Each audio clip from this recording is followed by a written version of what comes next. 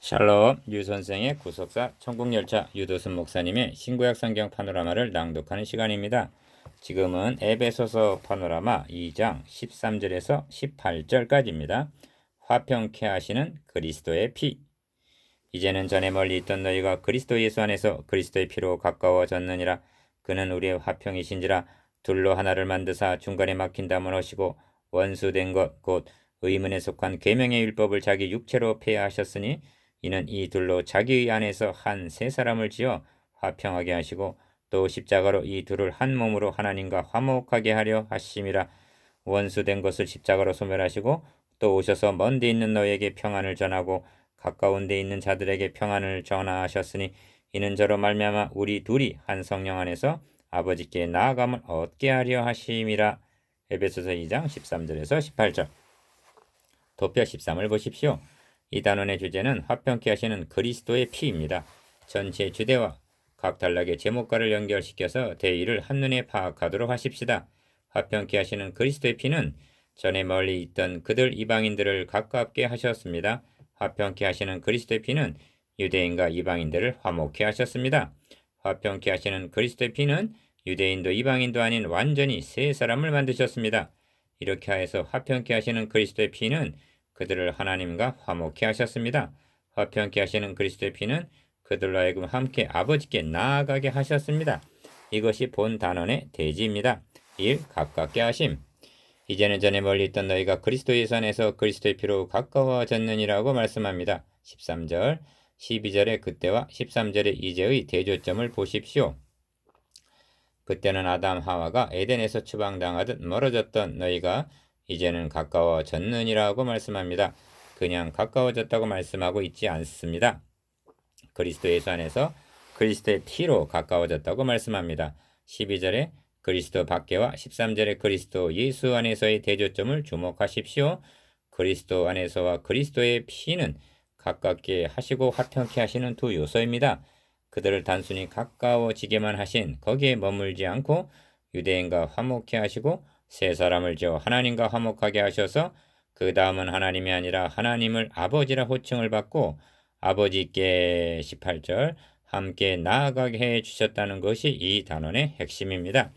이것을 가능하게 해 주신 두 원리가 다름 아닌 그리스도 예수 안에서의 그리스도의 피인 것입니다. 큰 일 가깝게 하심에 작은 일 화목을 가능케 하시는 두 요소. 그리스도 예수 안에서는 그리스도와의 연합을 의미하고 그리스도의 피는 대속의 죽으심을 가리킵니다. 하나님께서는 우리를 그리스도와 연합시키셔서 그리스도의 죽으심을 통하여 우리의 옛사람을 처리해 주심으로 이 모든 복락이 가능하게 해 주셨던 것입니다. 3절의 진노와 13절의 피를 결코 잊어서는 아니 됩니다. 그리스도의 피 흘리심은 우리가 받아야 할 진노를 대신 받으심으로 쏟으신 피인 것입니다. 이것이 그리스도 예수 안에서 이루어졌다는 말씀입니다. 그러므로 그때는 그리스도 밖에 있었는데 이제는 그리스도 예수 안에 있다는 것입니다. 그렇습니다. 모든 사람들은 그리스도 밖에 있든지 그리스도 안에 있든지 둘 중에 하나입니다. 둘 중 어느 하나에도 속하여 있지 않다거나 반대로 동시에 둘 다에 속해 있는 일이란 있을 수 없습니다.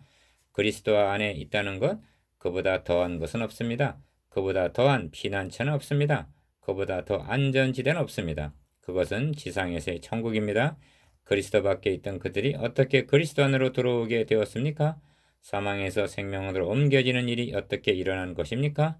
그것은 1장 19절에서 말씀한 바 그의 힘의 강력으로 역사하심을 따라 믿는 우리에게 베푸신 능력의 지극히 크심이 이를 가능케 하셨던 것입니다. 하나님의 능력이 아니고는 도저히 이를 해낼 수가 없습니다. 사도 바울은 지금까지 그리스도 밖에 있는 상태가 어떠한가를 말했습니다. 소망도 없고 하나님도 없습니다. 하나님이 없으면 전부가 없는 것입니다. 이제는 그리스도 안에 있는 구원의 결과를 말씀해 나가고 있는 것입니다. 13절은 우리말 성경에는 나타나 있지 않지만 그러나 이제는 하고 시작하고 있습니다. 그러나 이제는 로마서 3장 21절도 마찬가지입니다. 그러나 이제는 율법에 하나님의 한 의가 나타났다는 것입니다. 바울은 그리스도 밖의 상태를 진술했습니다. 그러나 이제는 하고 단번에 뒤집어 버립니다. 전에는 어떠하든 그때가 얼마나 비참하든 그것은 아무런 문제가 아닙니다. 그러나 이제는 하고 뒤엎어버립니다. 이것이 단번에 이루신 복음입니다. 멀리 있던 그들은 이제 하나님과 가까워졌습니다. 하나님과 가까워지다니, 하나님 앞에 나아오다니, 주인 밥상에서 떨어지는 부스러기를 얻어먹던 개 같은 그들이 하나님과 가까운 사이라니, 우리도 그러합니까? 그분의 몸이 찢어짐으로 가로막혔던 휘장이 찢어지고 휘장 가운데로 열어놓으신 새롭고 산 길을 따라 하나님 보좌 앞에 담대히 나아감을 얻었습니까? 시성소에 들어가는 길은 하나밖에 없습니다. 그리스도의 피로 말미암아입니다. 시성소에 있는 언약궤를 덮는 속죄소, 거기서 하나님께서는 내가 너와 만나고 하셨습니다. 속죄소는 피가 뿌려지는 곳입니다. 주님께서는 짐승의 피로 아니하시고 오직 자기 피로 영원한 속죄를 이루사 단번에 이루어 주셨습니다. 그 피를 힘입어 하나님의 보좌 앞에 나아갈 담력을 하나님의 보좌 앞에 나아갈 담력을 얻은 것입니다. 아무도 여러분을 가로막을 자가 없습니다. 여러분은 때를 따라 돕는 은혜를 얻기 위하여 하나님 보좌 앞에 나아가기를 즐거워하십니까? 가까이 할 뿐만 아니라 하나님은 우리의 아버지가 되시고 우리는 하나님의 자녀가 되는 권세를 주셨음을 확신하십니까? 이 모든 복락은 예수 그리스도 안에서 예수 그리스도의 피로 말미암아입니다. 이 유대인과 이방인을 화평케 하심. 큰 이입니다. 본 단락의 중심점은 둘로 하나를 만드셨다는 데 있습니다. 여기서 말씀하고 있는 둘은 유대인과 이방인을 의미합니다. 온 인류는 선민 유대인과 그 밖의 이방인으로 나누어져 있습니다. 그러므로 둘로 하나를 만드셨다는 말씀은 온 인류가 하나 되는 길을 여셨다는 뜻이 됩니다. 사도가 이 단원에서 13절에서 18절 시도하고 있는 점진성을 놓치지 말아야만 합니다. 첫째는 전에 멀리 있던 이방인들을 그리스도 안에서 그리스도의 피로 가까워지게 하셨다고 말씀하고는 둘째로 그들을 둘로 하나를 만드셨다는 것입니다. 이는 유대인과 이방인이 화목하게 된 것을 의미합니다. 셋째로 그렇다면 둘로 하나를 만드셨다면 이방인이 유대인이 되었다는 말씀입니까? 아닙니다. 구약시대는 이방인이 할례를 행함으로 유월절에 참여할 수가 있었습니다. 그러나 본문에서는 한 세 사람을 지어라고 말씀합니다. 15절 유대인도 이방인도 아닌 새로운 피조물인 그리스도인들이 되게 하셨다는 것입니다. 넷째로 하나님과 화목하게 하셨습니다. 16절 다섯째로 아버지께 나아감을 얻게 하셨다고 말씀합니다. 18절 그 이상이란 없습니다. 이것이 기가 막힐 점진성입니다. 좀 더 살펴보겠습니다. 14절에서 그리스도는 우리의 화평이시다 하고 선언합니다. 죄는 불화를 가져왔습니다. 죄는 연결시켜 주는 것이 아니라 끊어 놓는 일을 합니다. 죄는 하나님과 우리 사이를 분리시켜 놓았습니다. 그러나 그리스도는 우리의 화평이신지라고 말씀합니다. 창세기 49장 10절을 보면 야곱이 임정머리에서 12 아들에게 축복하는 중 유다에 대한 축복을 보게 됩니다. 홀이 유다를 떠나지 아니하며 치리자의 지팡이가 그 발 사이에서 떠나지 아니하시기를 실로가 오시기까지 미치리니 했습니다. 실로가 무슨 뜻입니까? 실로는 평화입니다. 평강의 왕이십니다. 유다 지파를 통해 실로인 메시아가 오실 것을 야곱은 멀리서 바라보는 것이 허락되었던 것입니다. 실로가 오셔서 하신 일이 무엇입니까? 중간에 막힌 담을 하셨다고 했습니다. 사도 바울은 인간에게 주셨던 성막을 생각하고 있는 것입니다. 옛 성전은 막힌 것, 나누어져 있는 것들로 가득합니다. 멀찌감치 이방인의 뜰이 있었습니다. 이방인은 백성들의 뜰, 곧 유대인의 뜰에 넘어가지 못합니다. 그것은 담으로 막혀 있었습니다.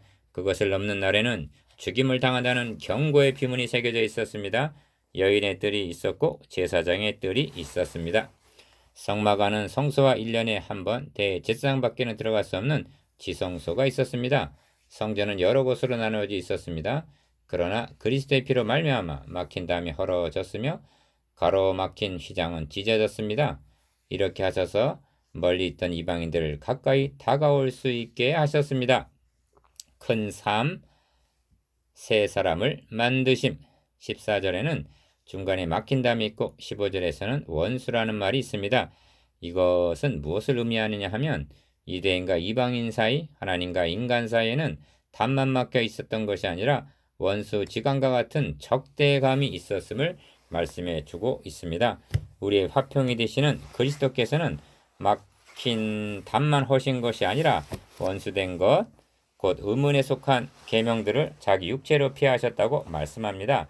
유대인과 이방인 사이를 원수지간으로 만든 것은 의문에 속한 계명이었다는 것입니다. 로마서 7장에 보면 하나님께서 계명을 주시자 사탄은 이것을 발판으로 하여 인간을 정죄하여 죽게 만들었다고 말씀하고 있습니다. 11절에서 14절. 같은 연유로 계명은 율법을 갖고 있는 유대인이 법이 없는 이방인들을 원수 취급하는 발판이 되었던 것입니다. 그러나 율법을 주신 목적은 유대인이나 이방인 모두가 하나님 앞에 죄인임을 깨닫게 하는 데 있었던 것입니다. 그리고 구원은 율법의 행위에 있지 아니하고 예수 그리스도의 피에 있음을 말씀합니다. 계명의 율법을 자기 육체로 폐하하셨다는 뜻입니다.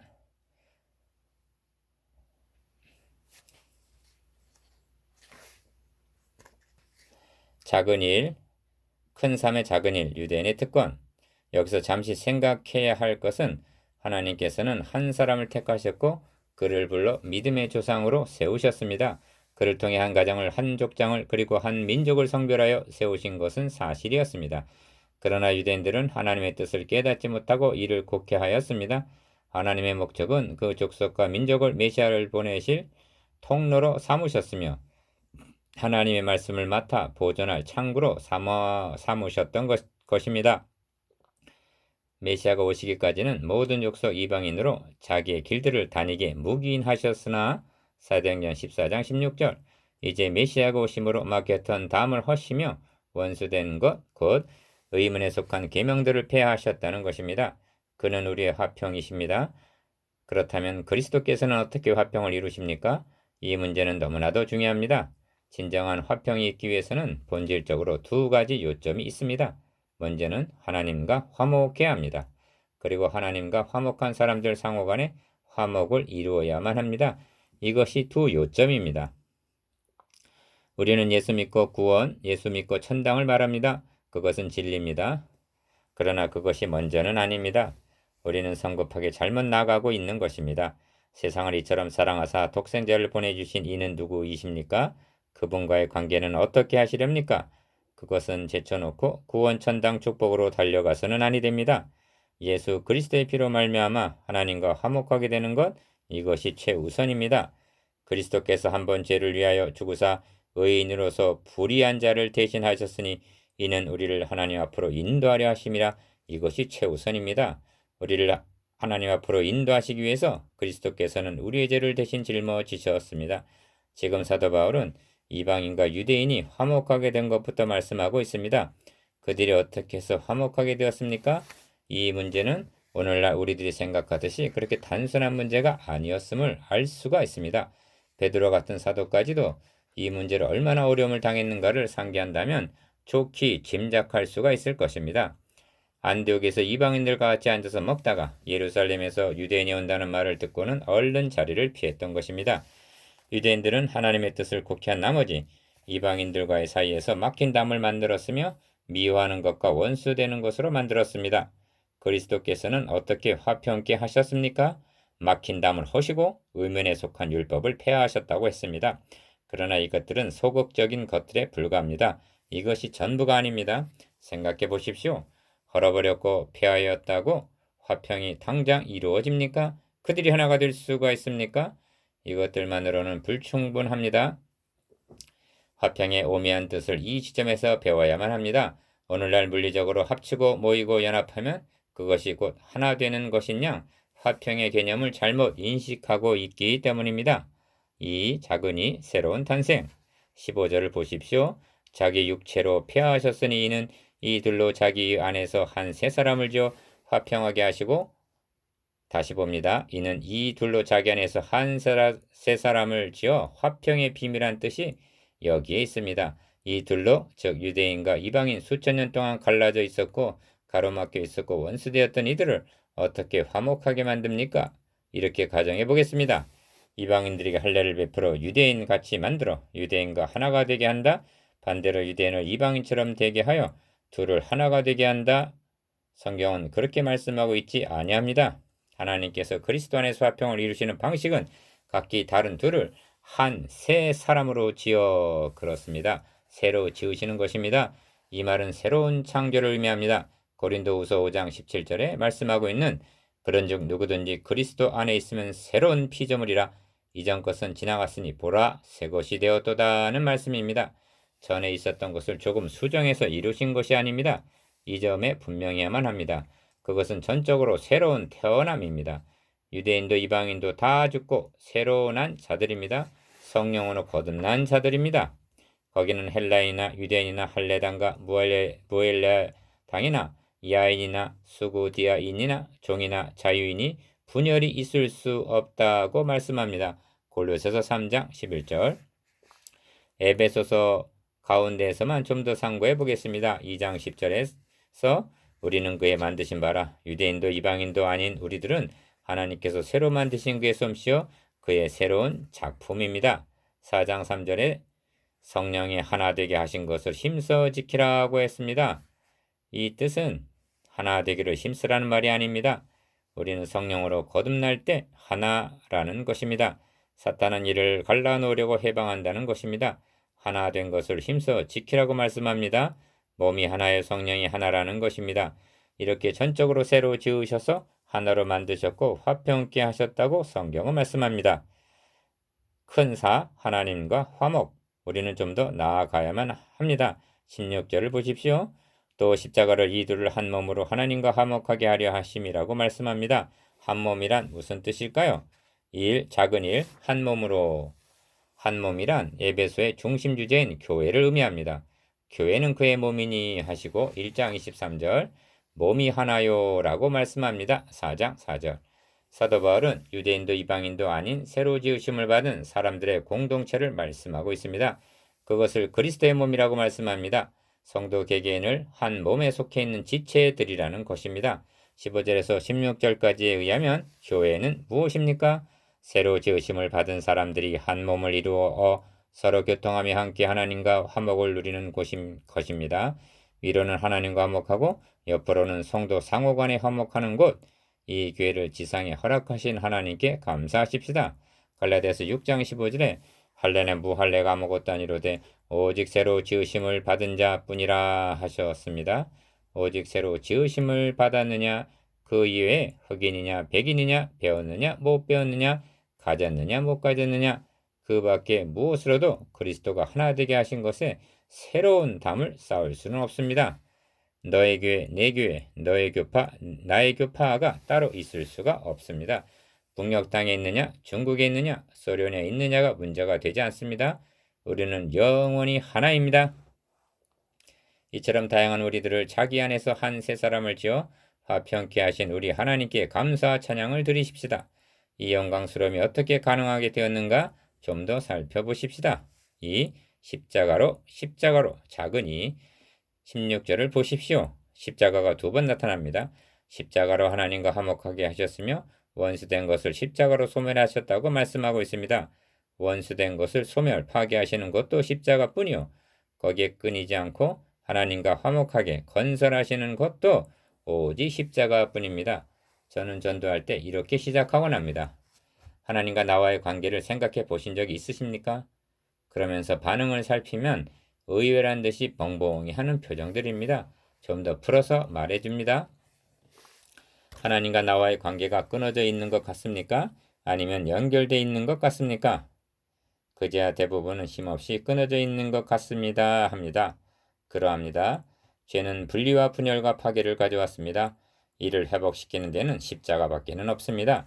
천하 인간의 구원을 얻을 만한 다른 이름을 우리에게 주신 일이 없습니다. 오직 십자가만이 우리에게 향한 진노를 그에게로 향하게 하셨으며 우리에게 부어야 할 진노를 그 한 몸에 받으셨습니다. 우리들의 죄를 대신 담당하심으로 하나님과의 화목의 길을 열어 놓으셨습니다. 원죄의 개념은 선악을 알게 하는 과실을 따먹었다는 그 자체에 있는 것이 아닙니다. 그것은 하나님의 주권을 거역한 것이었으며 하나님과의 관계를 끊어버렸다는 것입니다. 이것이 무서운 요점입니다. 그런 거로 선악과를 따먹은 죄를 용서받으면 되는 것이 아니라 근본적인 문제는 하나님과의 교제가 어떻게 하면 회복될 수 있느냐에 있습니다. 이 길은 십자가를 통하는 길밖에는 없습니다. 하나님이시라도 이 길 밖에는 다른 방도를 갖고 계시지 아니하였노라고 말씀드릴 수가 있습니다. 십자가는 이토록 능력이 있습니다. 십자가는 하나님과 인간 사이의 모든 장애물을 소멸시키셨습니다. 막힌 담을 헐어버리셨습니다. 하나님께 가까이 나아갈 수 없도록 얽어매어 놓은 모든 계명들을 폐하여 버리셨습니다. 허시고 폐하시고 소멸하셨다는 말씀을 주목하십시오. 골로새서에서는 의문에 쓴 증서를 도말하시고 제하여 버리사 십자가에 못 박으셨다고 말씀합니다. 골로새서 2장 14절. 이렇게 가로막은 장애물을 제거하신 것만이 아니라 적극적으로 한 세 사람을 줘 하나님과 화목하게 하셨습니다. 예수 그리스도의 십자가를 통해서만 하나님과 화목될 수가 있었습니다. 십자가만이 원수된 것을 소멸시켜 주셨으며 십자가만이 원수관계에 있던 우리를 하나님과 화목시킬 수가 있었습니다. 십자가는 한낱 나무 형태를 의미하고 있는 것이 아님은 말할 여지도 없다 하겠습니다. 3. 십자가와 그의 피. 십자가란 그의 죽음을 의미합니다. 그래서 13절에서 그리스도의 피로 가까워졌느니라고 말씀하셨던 것입니다. 여기서 피는 생명이 아니라 그의 죽음을 의미합니다. 갈보리 언덕의 십자가 죽으심을 떠나서는 어떤 화목도 있을 수가 없었습니다. 왜 그럽니까? 어째서 십자가 없이는 화목이나 있을 수가 없는 것입니까? 여기에 오늘 말씀에 절정이 있습니다. 따라해 보십시오. 원수된 것을 십자가로 소멸하시고 화목을 이루기 전에 먼저 처리해야 할 일이 있습니다. 그것이 원수된 것입니다. 원수된 것이 먼저 없어져야만 합니다. 십자가의 말로 원수됨을 대신 처리하여 주신 유일한 방식이었던 것입니다. 구약시대 제사법을 통하여 이를 그림자로 보여주셨습니다. 때가 참에 독생자 예수 그리스도께서 생축과 제물이 되셔서 대신 죽으셨습니다. 저희의 죄를 저에게 돌리지 아니하셨습니다. 어째서입니까? 죄를 알지도 못하신 자로 우리를 대신하여 죄를 삼으셨기 때문입니다.